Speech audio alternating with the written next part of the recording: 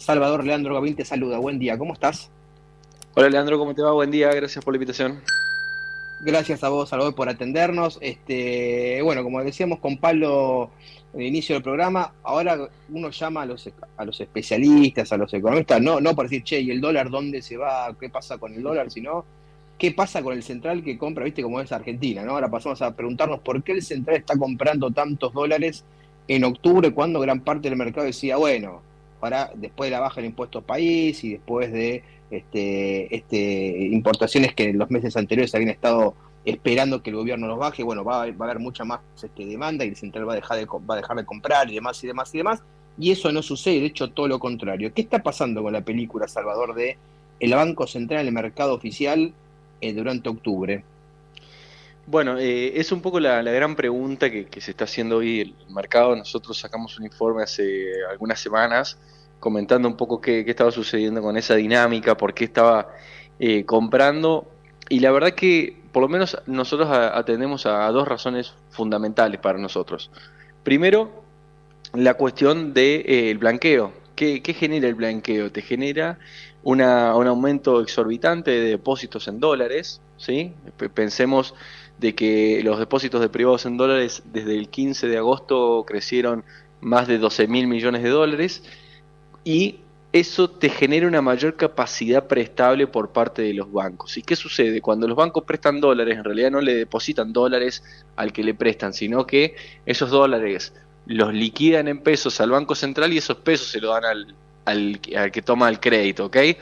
Siempre, o sea, Sí. no se genera un descalce de moneda, sino más bien que es una suerte de dollar link. No es que le dan los dólares billetes en la cuenta. Entonces, eso te genera de que el Banco Central engrosa reservas porque compra dólares en la medida que crezcan los préstamos. ¿Cuánto crecieron los créditos privados en dólares en el mismo lapso? Bueno, crecieron 1.800 millones de dólares. Entonces, eso te genera un extra, ¿sí? Un refuerzo en las compras del central, que hace que el central esté un poco más holgado, porque en definitiva son dólares que incluso no solamente impactan en las reservas brutas, como lo hacen los encajes, sino que impactan en las reservas netas. Eso es muy importante para tenerlo en cuenta. Y al mismo tiempo, Claro. vos hoy tenés, que yo lo comentaba, vos hoy tenés un diferencial de tasas bastante elevado entre lo que es el ROFEX y lo que es la tasa en pesos. Te lo explico. Vos hoy la tasa en pesos hoy prácticamente es la tasa más elevada entre inflación esperada y la tasa de evaluación esperada en base a lo que dice el mercado, ¿ok? Entonces, lo que se está dando mucho es un sintético que se arma pagando LECAP o pagando títulos que te den tasa fija y al mismo tiempo comprándote dólar futuro. Entonces, ¿qué hace?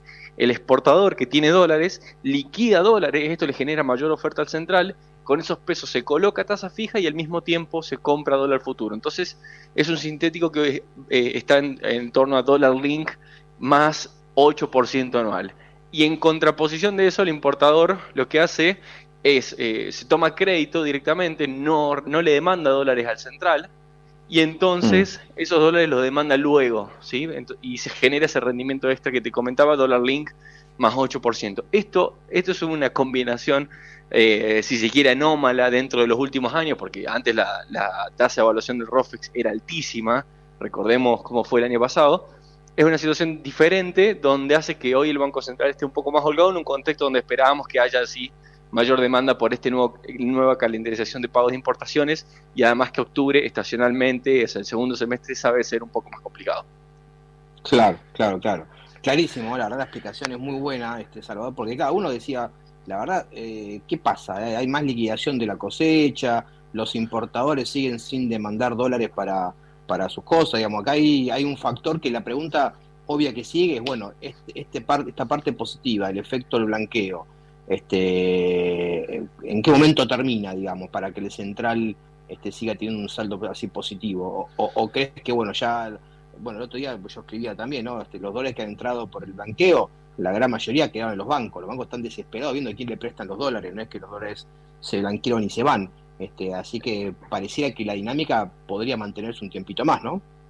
Sí, nosotros no vemos de que vaya a haber algún corte abrupto en esta dinámica, principalmente por esto que te comentaba del diferencial de tasas, donde ahí se tendría que calentar un poco el ROFEX y comprimir la tasa de LECAPS y BONCAPS como para que ya empiece a jugarte en contra, y al mismo tiempo, si uno mira, por ejemplo, la relación de créditos contra depósitos, todo en dólares, que es lo que te venía hablando anteriormente, estaban en torno al 26%, crecieron hacia el 36%, allá por abril, marzo, es decir, creció bastante ese ratio. ¿Qué significa?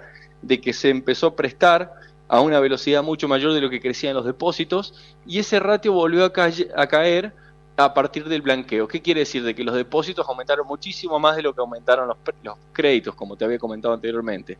Entonces, sí, solamente haciendo una cuenta burda, si se quiere, si esa relación que yo te comenté que pasó del 26 al 36 y hoy volvió al 26, volviese a niveles más o menos anteriores a lo que este año, es decir, no estoy pensando en una relación como había en lo de Macri o otros momentos de la economía, sino volver a marzo del año pasado, significa un aumento en los créditos de 3.000 millones de dólares, ¿sí? O sea que vos hoy tenés una liquidez en el sistema muy importante, muy considerable, que los bancos van a estar interesados en prestar, sobre todo porque son dólares que son a costo cero para los bancos. El costo de fondeo es nulo porque no remuneran prácticamente esos dólares los bancos. Entonces, su incentivo a prestarlos es muy elevado porque justamente el costo de esos dólares para los bancos es prácticamente nulo. Así que esperamos de que esta dinámica continúe, si bien pensamos que podría llegar a caer un poco, pero no vemos algún corte abrupto en el cortísimo plazo, por lo menos en lo que va de la dinámica esta que te explico. Bien, Salvador. ¿Cómo estás viendo ahora el tema? Bueno, escuchamos el audio al principio, y el presidente hablando del tema del cepo, diciendo, bueno, el cepo, si tengo la plata lo levanto ya, estamos más cerca de hacerlo lo que muchos piensan. ¿Cómo estás viendo esa dinámica, digamos? Ahí Pablo decía, bueno, no, están tirando la pelota al fondo para que ponga financiamiento y lo levante. Yo creería que el fondo, digamos, el gobierno también lo sabe, no va a tener la cantidad de dólares que Caputo le había dicho en su momento a Milei, ¿no? Cuando se hablaba, bueno, 10.000, 15.000 millones de veces, es un monto que no va a suceder, nadie en el mercado está esperando que consiga ese monto.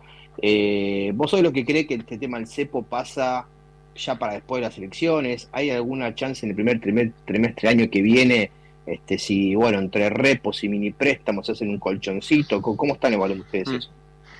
Mira, nosotros estamos ponderando mucho más, pero más bien en términos de estrategia, no en el sentido de lo que pensamos que puede llegar a ser el gobierno, sino que ponderamos mucho más que la salida debería ser hacia finales de año, principios de 2025. Primero porque tenés una mayor demanda de dinero, que eso te puede fomentar o por lo menos hace que la gente necesite mayor cantidad de pesos y no necesariamente tengas los agregados monetarios presionándote demasiado contra un tipo de cambio. Si quisiese salir a un nivel que semifije el gobierno, si se quiere, es decir, si vos fuese hacer un esquema de flotación, en definitiva poco importa, pero bueno, sabemos lo que ha pasado en Argentina con ese tipo de cosas, así que no me meto allí.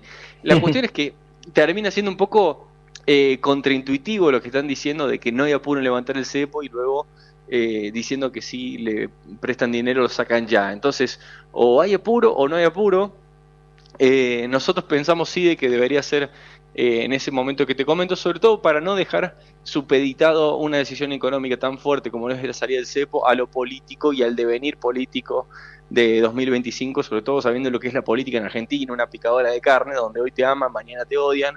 Entonces, dejar una decisión tan importante, lo que sucediese en las elecciones de medio término, no me termina de convencer, principalmente porque me imagino, siempre pondero también qué sucede si no sale todo tan bien como el gobierno espera en términos políticos. Es decir, qué salida del cepo podés prometer si no te va tan bien como estás pensando en términos políticos, más allá de lo económico. Eso, dejarlo supeditado a la política, no termina de ser música para mis oídos, la verdad, pero bueno, entendemos también de que el gobierno por ahora no vemos indicios de salida ya inmediata, sino algo más gradual, y al mismo tiempo los agregados monetarios comenzaron a crecer bastante, post baja de tasas, post descenso de inflación, entonces es incluso contraintuitivo esa idea de que hoy tenés los agregados monetarios que tenés ese exceso de oferta monetaria, si se quiere, como había dicho el presidente, cuando la tendencia indica de que cada día que pase vas a tener más porque justamente está bajando la inflación y la tasa la tenés incluso por encima de la inflación. Así que, en definitiva, ese es un poco el razonamiento que estamos teniendo nosotros. ¿Y ahí ves que el gobierno puede empezar a bajar las tasas, digamos, o no, digamos, en este esquema? Bueno, el gobierno debería acelerar, entonces, por lo que decís, para salir del cepo. Mejor ahora que después. Sí, bueno, por supuesto. A nosotros pensamos que siempre cada día del cepo es un día más que te va a costar y ponderamos más los beneficios que los costos. Ahora, también es cierto que es muy fácil decirlo cuando uno está del lado de la consultoría, del lado de la vidriera donde no se toman decisiones, sino también asesorar a clientes y demás. Entonces, uno por allí no carga con los costos de esa posible mala salida. Dicho eso, con respecto a lo que estás diciendo de tasa, dos cuestiones. Uno normalmente tendría a pensar de que si hay una salida del cepo y demás, la tasa uno la tiene que poner en términos reales positiva. Por eso pensábamos que al principio de año no era demasiado potable esa idea, justamente porque la tasa la tenías muy por debajo de la inflación. Hoy ya la estás teniendo de cara a la inflación de los próximos 12 meses, quizá ya sí positiva en términos reales.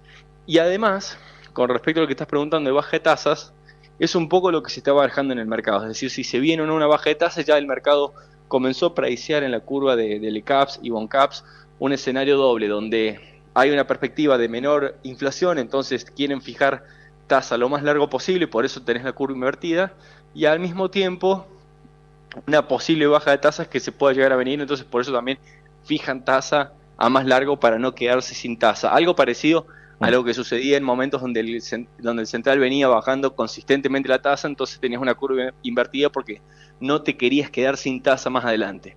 Pero ahí te colisiona contra el crawling peg, porque si vos bajás demasiado la tasa y colisiona contra el crawling peg, que es la devaluación mensual, ¿qué hace un exportador que tiene dólares? El mes de liquidar, ¿sí?, y colocarse a tasa, lo que hace es fondearse en pesos y quedarse con los dólares.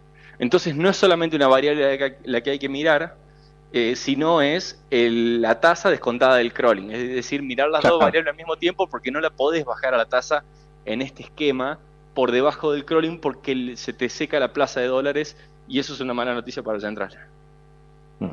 Exactamente.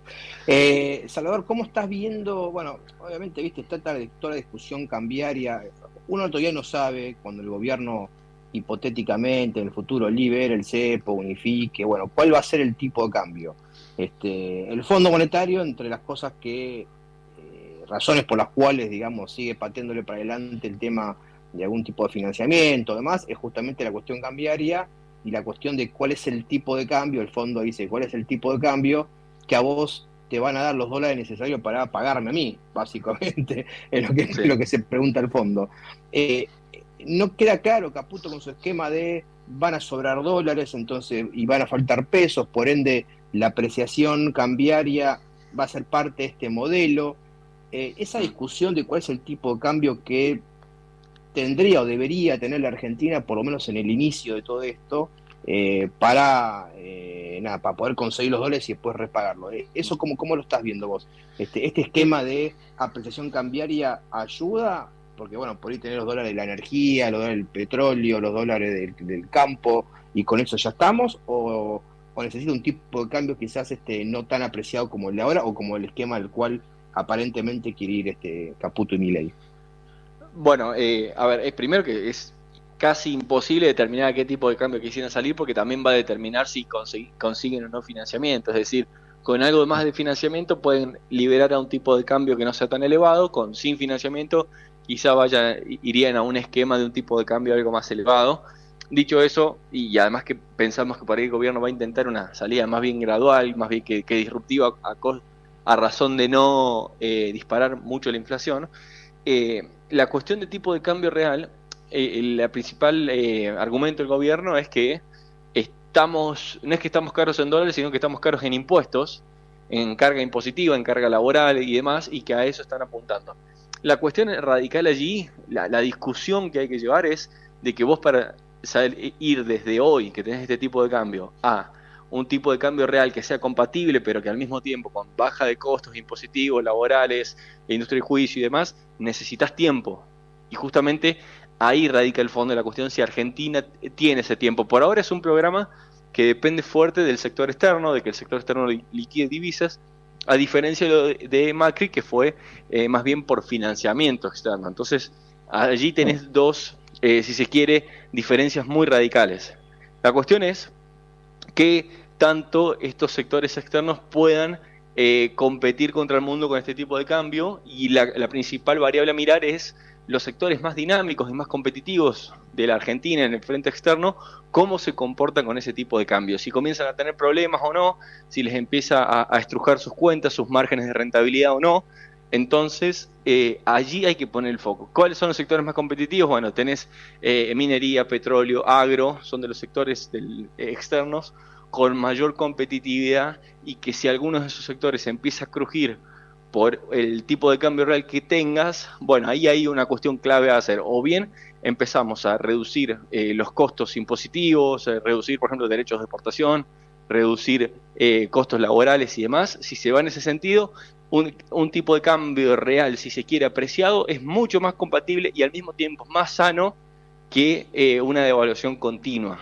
Eso funciona de esa manera, y bueno, lógicamente la devaluación, ¿qué hace? Una devaluación te licúa todo aquello en lo que no sos competitivo, ¿sí? Porque te licúa tus costos no transables, que se llaman, que es el costo impositivo, costo laboral. Vos devaluás y todo eso se te licúa, y es como que lo pones el problema bajo la alfombra. Pero en casi, o te diría en todos los planes de estabilización, derivar en una apreciación cambiaria. El problema es poder mantener esa competitividad, y poder mantenerlo, sobre todo ahora, con un régimen que depende fuerte del sector externo. Clarísimo. Salvador Vitelli, jefe de Research de Romano Group, muchísimas gracias por la charla y un fuerte abrazo. Gracias a ustedes, que anden muy bien, buen día.